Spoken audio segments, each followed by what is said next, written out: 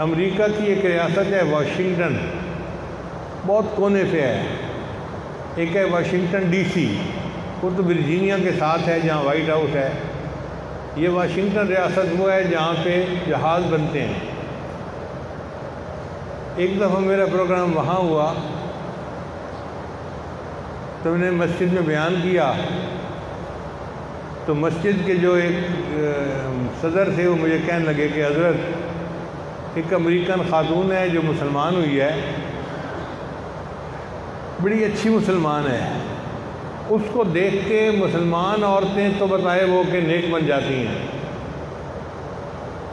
لیکن وہ ہر عالم سے کچھ دین کی باتیں پوچھتی ہے اور بیان سے بڑی متاثر ہوئی ہے۔ کہتی ہے کہ یہ مجھے آدھا گھنٹہ سوال پوچھ رہے ہیں۔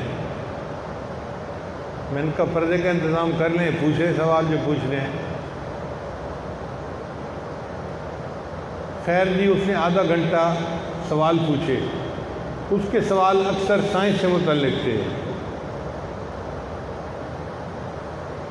جب میں نے اس سے پوچھا کہ کوئی اور سوال ہے تو کہنے لگی نہیں، میری طبیعت بہت مطمئن ہو گئی ہے اور میں بہت خوش ہوں کہ مجھے جو تلاش تھی وہ مجھے حاصل ہو گیا۔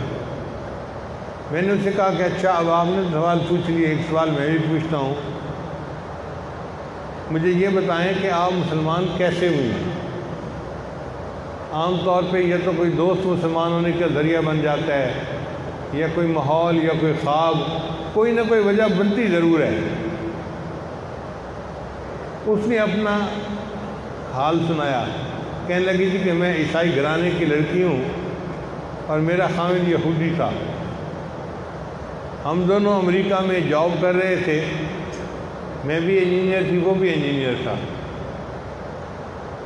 ہماری کمپنی نے جدہ میں آفس کھولا اور انہوں نے ایک سرکولر بھیجا کہ اگر لوگ یہاں سے جدہ جا کر جاب کرنے میں انٹرسٹڈ ہوں تو بتائیں، ہم ان کو تنخواہ بھی زیادہ کر دیں گے اور 2 سال کے بعد پھر ان کو واپس لا کے پروموٹ بھی کر دیں گے۔ کہنے لگے میں نے اپنے خاوند سے مشورہ کیا، ہم نے کہا چلو مسلمانوں کا ایک ملک بھی دیکھنے کا موقع مل جائے گا اور پروموشن بھی ہو جائے گی۔ ہم دونوں نے اپنی اپلیکیشن دے دی تو ہماری جو نوکری تھی وہ جدہ میں آ گئی۔ کہنے لگی ہم جدہ میں ایک بڑی کوٹھی میں رہتے تھے اور ٹھاٹھ کی زندگی گزارتے تھے، مگر جدہ میں تو وہ شراب کی محفلیں نہیں ہو سکتی جو امریکہ میں تھیں، ان کو ہم مس کرتے تھے۔ تو میں روزانہ شام کو اپنے خاوند کو کہتی کہ مجھے باہر لے کے چلو، تو وہ سڑکوں پہ 2-4 چکر لگوا کے لے آتا۔ ایک دن میں نے اپنے خاوند کو کہا کہ میں نے کچھ لوگوں کو دیکھا ہے کہ جو سفید کپڑے لپیٹے ہوئے ہوتے ہیں، یہ کون لوگ ہیں؟ اس نے کہا یہ مسلمان ہیں اور یہ بیت اللہ جاتے ہیں عمرہ حج کرنے کے لیے۔ میں نے کہا ہم کیوں نہیں جا سکتے؟ اس نے کہا ہمارا داخلہ ممنوع ہے۔ میں نے کہا کوئی بات نہیں، ہم کوشش کرتے ہیں، اگر نکل گئے تو نکل گئے، نہیں نکلے تو واپس آ جائیں گے۔ کہنے لگے میں نے اپنے خاوند کے لیے وہ چادریں لے لیں اور اپنے لیے جو عربی عورتوں کا ایک جبہ سا ہوتا ہے وہ اور نقاب بھی لے لیا۔ اب اگلے دن عشاء کا کھانا کھا کے ہم جدہ کی سڑک پہ چل پڑے۔ وہ قدرتاً وقت ایسا تھا کہ ایک شفٹ بدل رہی تھی اور نئی شفٹ آ رہی تھی پولیس کی۔ جب یہ ٹائم ہوتا ہے تو پھر چیکنگ والے لوگ تھوڑے ہوتے ہیں۔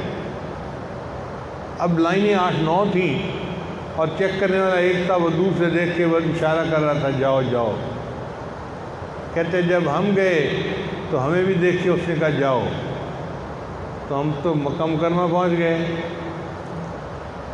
اب جو لوگ جہاں جا رہے تھے ہمیں کچھ پتہ نہیں تھا، ہم ان کے ساتھ ہی چلے گئے حتیٰ کہ ہم مطاف میں پہنچ گئے۔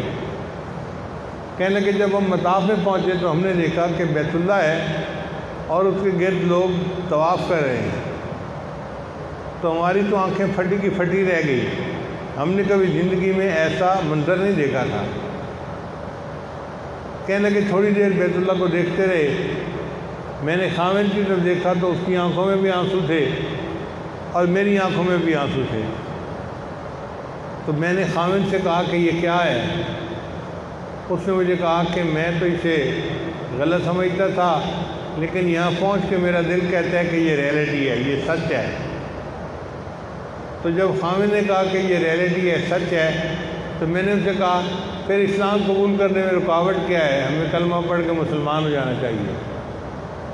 وہ دونوں میاں بیوی بغیر کسی کی دعوت کے صرف بیت اللہ شریف کو دیکھ کر اللہ نے ان کو ایمان کی توفیق عطا فرما دی۔